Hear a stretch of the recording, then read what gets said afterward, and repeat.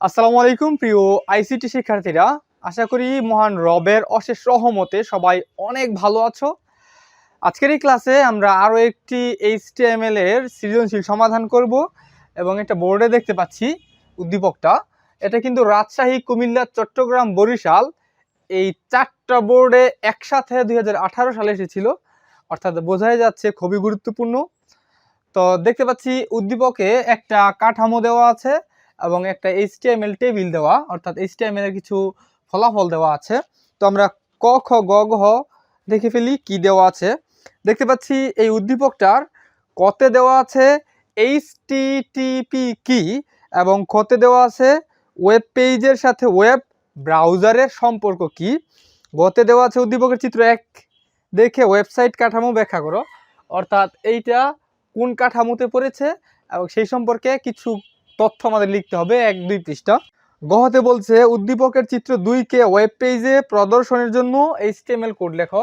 Just এইটার HTML coding লিখতে হবে। তাহলে আমরা সরাসরি এখন উত্তরে চলে যাচ্ছি। ক, HTTP কি?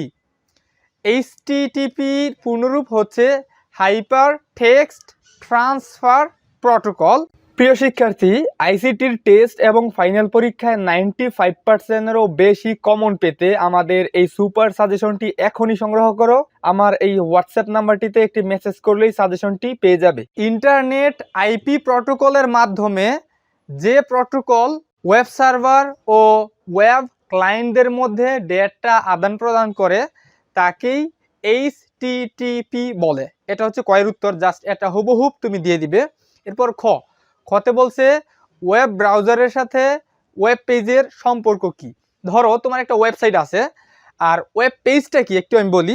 ওয়েব পেজ হচ্ছে যেমন বইয়ের একটা পেজ, এই বইয়ের একটা পেজ রয়েছে অনেকগুলো পেজ, ঠিক তেমনই ওয়েবসাইট তৈরির জন্য অনেকগুলো পেজ প্রয়োজন হয়, যেটা আমরা HTML কোডিং করে করে এই পেজগুলো তৈরি করি। এই যে ওয়েব পেজ, এখন তুমি একটা নির্দিষ্ট ওয়েব পেজ খুঁজে বের করতে চাচ্ছ, এটা কিভাবে বের করবে? তুমি অবশ্যই গুগলের মধ্যে যে সার্চ করে সেই পেজটা তোমার সামনে চলে আসবে এবং ক্লিক করে করে সেটাতে প্রবেশ করবে।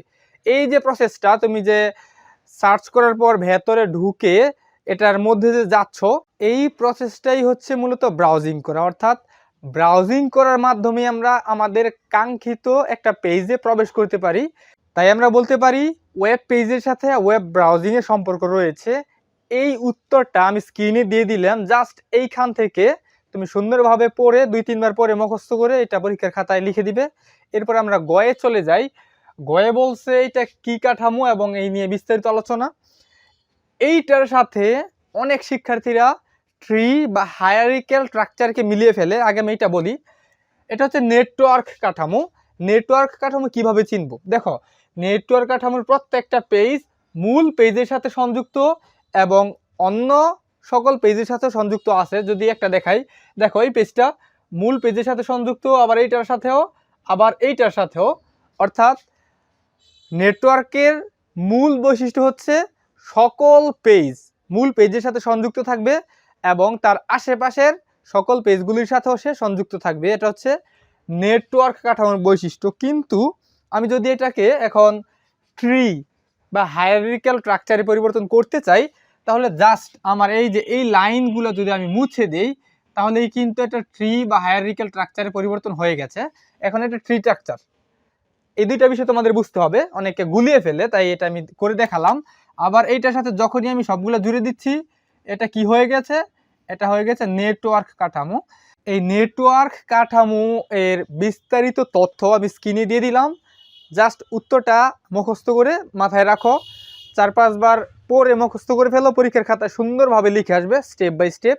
এবং মূল কথাটা এখানে দেওয়া আছে, প্রথম লাইনেই এর মূল কথাটা লিখে দিবে, এটা কি স্ট্রাকচার। এই পর্যায়ে আমরা গহতে চলে যাই। অর্থাৎ এই যে টেবিলটা, এই যে এটা একটা টেবিল না, এটা মূলত লেখা, যদিও বক্সের মতো দেখায় বক্সের ভেতরে, এটা কিন্তু কোনো টেবিল না, এটার কোডিং করতে হবে। আমরা কোডিংটা করে ফেলি।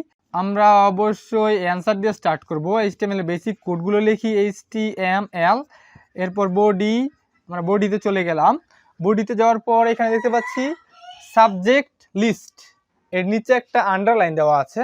আমরা এখানে দেখতে পারি ইউ ট্যাগ দিয়ে শুরু করতে পারি, অর্থাৎ ইউ মানে আন্ডারলাইন, এর ভেতরে হবে কি subject list, SUBJECT subject list LIST, এখানে ইউকে শুরু করেছিলাম, ক্লোজ করে দিলাম ইউকে।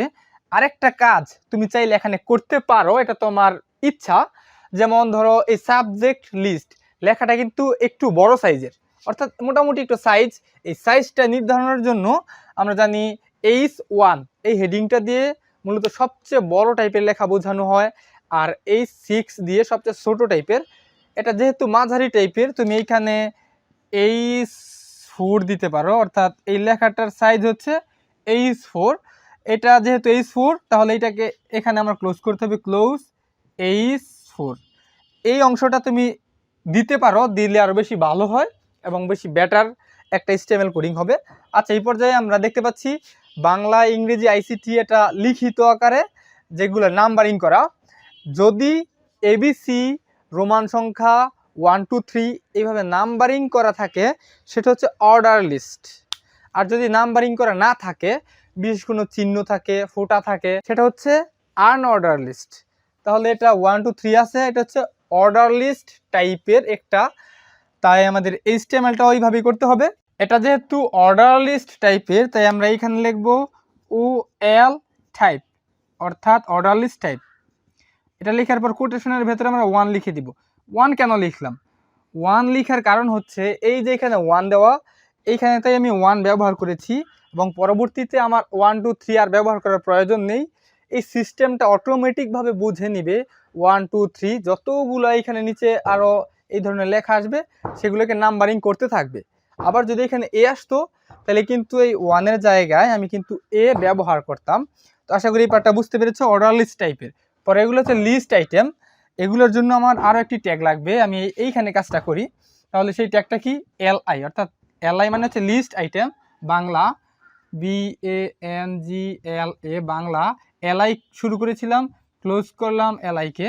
এরপর আরেকটা লিস্ট আইটেম দেখতে পাচ্ছি, সেটা হচ্ছে ইংরেজি, অর্থাৎ ENGLISH, ক্লোজ করলাম LI-কে। আরেকটা রয়েছে সেটা হচ্ছে ICT, LI মানে লিস্ট আইটেম, ICT দেওয়ার পর ক্লোজ করে দেবো LI-কে। দেখো ICT 3 নম্বরে রয়েছে, আমি কিন্তু এখানে কোনো 3 এই লেখাটা লিখি নাই। কেন লিখি নাই? এই যে OL টাইপ 1 দিয়েছি, অটোমেটিক এটা ধরে নিবে 1 এর পরে 2 পরে 3, এটা হচ্ছে 3, আর একটা যদি দিই ওটা 4, এটা ধরে নেবে। এখন আমাদের লিস্ট আইটেম তো শেষ, এখানে OL শুরু করেছিলাম, তাহলে আমার ক্লোজ করতে হবে OL-কে ক্লোজ করলাম।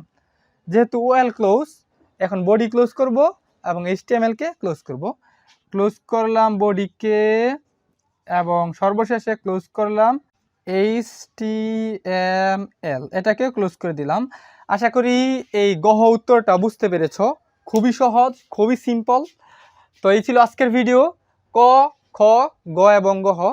কোথাও যদি না বুঝে থাকো অবশ্যই কমেন্টস করে জানাবে, এবং কোন সৃজনশীলটার উত্তর চাচ্ছ সেটা আমার হোয়াটসঅ্যাপ নাম্বারে পাঠিয়ে দিতে পারো।